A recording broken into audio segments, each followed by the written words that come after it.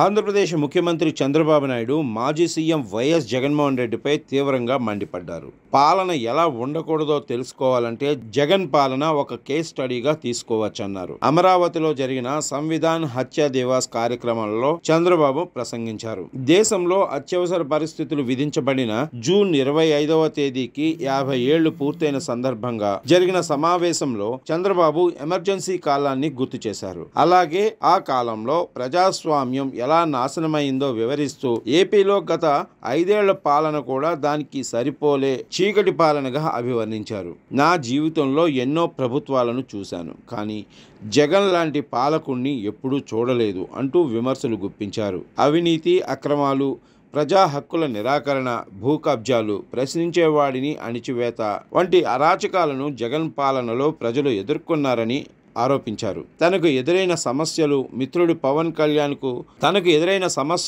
పవన్ కళ్యాణ్కు ఎదురైన అవమానాలను కూడా గుర్తు చేశారు. ప్రజాస్వామ్యం రక్షణ కోసం తాము పవన్ కళ్యాణ్, నరేంద్ర మోడీతో కలిసి పనిచేస్తున్నామని తెలిపారు. ఎమర్జెన్సీ అనేది చరిత్రలో ఒక చీకటి అధ్యాయంగా మిగిలిపోయిందని, అది ప్రజాస్వామ్యాన్ని ఎలా అణిచివేస్తుందో చూపించే ఉదాహరణ అని చంద్రబాబు వివరించారు. ప్రజల వద్ద ఒక ఓటు హక్కే అంబేద్కర్ అందించిన శక్తివంతమైన ఆయుధమని, మంచి పాలనను ఎంచుకోవడమే ప్రజల బాధ్యత అన్నారు. గతంలో ఎన్టీఆర్ ప్రభుత్వాన్ని పడగొట్టి తిరిగి గెలుపొందిన సందర్భాన్ని ఉదహరించి ప్రజాస్వామ్యానికి ప్రజలే రక్షకులని చెప్పారు. తాము ఇప్పుడు విధ్వంసం నుంచి పునర్నిర్మాణం వైపు దేశాన్ని, రాష్ట్రాన్ని తీసుకెళ్లే ప్రయత్నంలో ఉన్నామని తెలిపారు చంద్రబాబు నాయుడు. నువ్వు అడిగే అంత ధైర్యం నీకు వచ్చిందని అతన్ని వేధించి పిచ్చివాడిని చేసి నడి రోడ్డును చంపేసే పరిస్థితికి వచ్చారు. ఇలాంటివన్నీ సరే, నాకు కూడా చాలా సమస్యలు వచ్చాయి. నాకు ఒకటే డిటర్మినేషన్, నన్ను అభిమానించిన తెలుగు ప్రజానీకం కోసం నేను ఏమైనా పర్వాలేదు, పోరాటం చేయాలి, మళ్లీ ఈ రాష్ట్రాన్ని కాపాడుకోవాలి అనే ఏకైక ధ్యేయంతో ముందుకు పోయాను తప్ప ఎక్కడా రాజీ పడలేదు. అదే సమయంలో మిత్రుడు పవన్ కళ్యాణ్ కూడా చాలా అవమానాలు పడ్డాడు. ఆ రోజు ఆయన కూడా ఒకటే ఆలోచించాడు, ఎట్టి పరిస్థితిలో ఈ రాష్ట్రంలో మళ్ళా ప్రజాస్వామ్యాన్ని కాపాడుకోవాలని ముందుకొచ్చారు. అందరం కలిశాం. అదే మరిగా నరేంద్ర మోడీ గారి యొక్క నాయకత్వంలో బీజేపీ కూడా ముందుకొచ్చారు.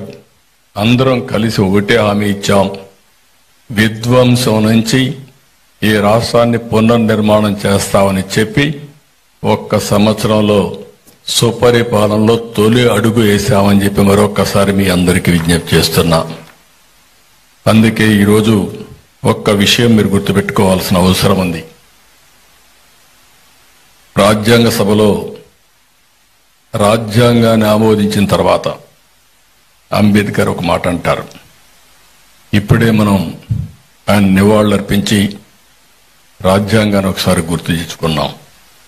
ఆయన చెప్పిన మాట చూస్తే, however good a constitution may be, it is sure to turn out bad because those who are called to work it happen to be a bad lot. Similarly, even a poorly written constitution could be effective if implemented by good leaders. The effectiveness of a constitution is not solely determined by its text, but by the character and conduct of those who are responsible for its implementation. ఈ విషయం ప్రజల్లో చైతన్యం రావాలి. మీరు ఒక్కొక్కసారి ఒక పని చేస్తూ ఉంటారు. ఇంట్లో పిల్లని, మన అమ్మాయిని వేరే వాళ్ళకి ఇవ్వాలన్నా, మన ఇంట్లోకి వేరే అమ్మాయిని తెచ్చుకోవాలన్నా, అంటే ఆడబిడ్డలకు పెళ్లి చేయాలన్నా, మగబిడ్డలకు పెళ్లి చేయాలన్నా 5-6 తరాలు చూస్తారు. కానీ రాజకీయ నాయకులు మాత్రం చూడరు.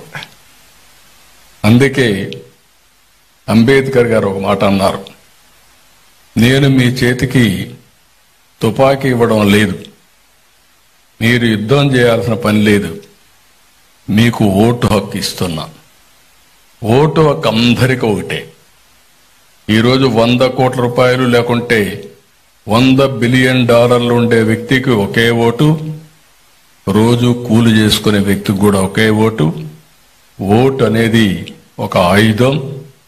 ఓటు ద్వారా ప్రజాస్వామ్యాన్ని కాపాడుకోవడమే కాకుండా ఒక మంచి నాయకుల్ని ఎన్నుకుంటే మన జీవితాల్లో బాగుపడతామని మరొక్కసారి మీ అందరికీ విజ్ఞప్తి చేస్తున్నా. అది ఎమ్మెల్యే కావచ్చు, ఎంపీ కావచ్చు, మంత్రులు కావచ్చు, మేమందరం లేదంటే పార్టీ నాయకులం కావచ్చు, ఎవరైనా సరే ఇది మనం గుర్తుపెట్టుకోగలిగితే తప్పకుండా మంచి జరుగుతుంది. అందుకే ఈరోజు మీటింగ్లో మీరు ఒక్కసారి చూసినప్పుడు నాకు ఏమాత్రం అనుమానం లేదు, భారతదేశం ఒక గొప్ప దేశం. కొంతమంది నాయకులు చెడు చేసినప్పటికీ చెడు మీద పోరాడి ఎప్పుడూ మంచే జయిస్తుంది.